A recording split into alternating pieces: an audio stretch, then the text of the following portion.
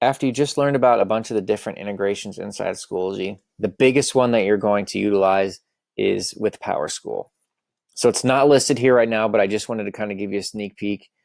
And it's something we're going to make a more in-depth video in August. So for right now in June, I just wanted to kind of explain what that's going to look like.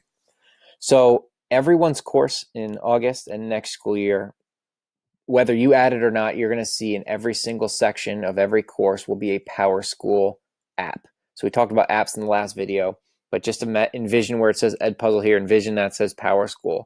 When I click on PowerSchool, in order for the gradebook to match, what needs to happen is all of those categories and things like that in our gradebooks, such as homework, project, assessment, any categories that you're creating or have need to match, and we need to set up those same categories in Schoology. Otherwise, when something gets graded for you, it's great that Schoology is going to grade it, such as an assessment or things of that nature, an assignment. However, it's not going to know how to put it in your gradebook.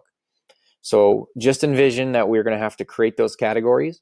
We're going to have to tell Schoology what it needs to push it into PowerSchool with. And in my previous experiences, once that's set up correctly, it works really well. PowerSchool, the way it's working is it syncs every night in the middle of the night. So if you don't have to worry about, think of in Google Classroom, we always have to give new students the class codes. There's someone disenrolls, you have to take them out.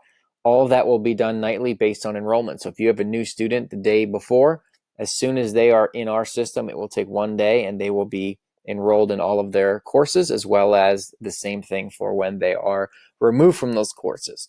So that makes some of the management and things like that a lot easier. So again, just envision this says PowerSchool. When I would click on it, it's going to give me a bunch of different options on setting that up. And again, once we get into August and we get our new courses, it doesn't make sense for us to do it now because our courses from the 1920 school year are here.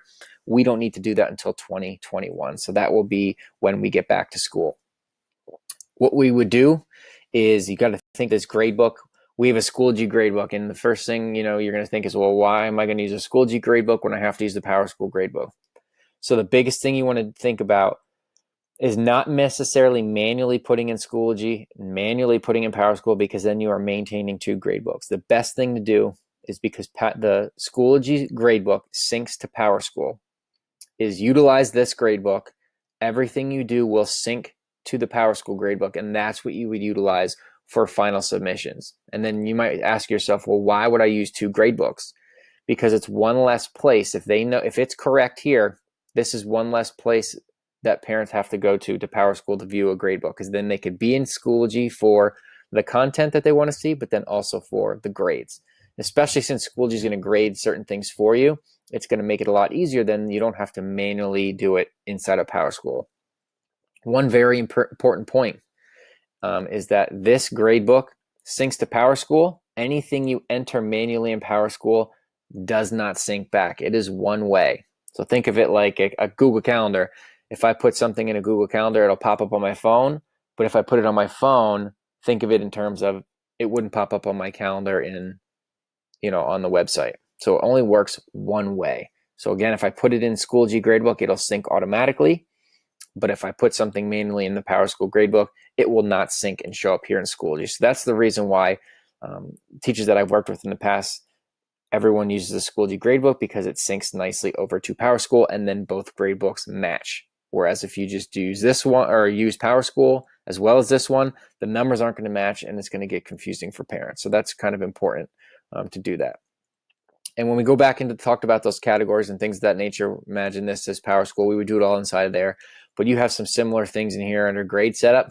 And in another video, we're going to talk about that I wanted to get into is a lot of this you won't even touch, but one of the things is rubrics. You have digital rubrics that you attach to assignments, discussions, things like that. And the nice thing is when you're grading, you can simply click the numbers on the gradebook. It will grade it and calculate it for you, put it in your gradebook, and then sync it to PowerSchool immediately, which is really nice. So I just wanted to give you a brief overview of how that's all going to work. We're going to go more in depth and have a different training for that for some hours when we come back in August.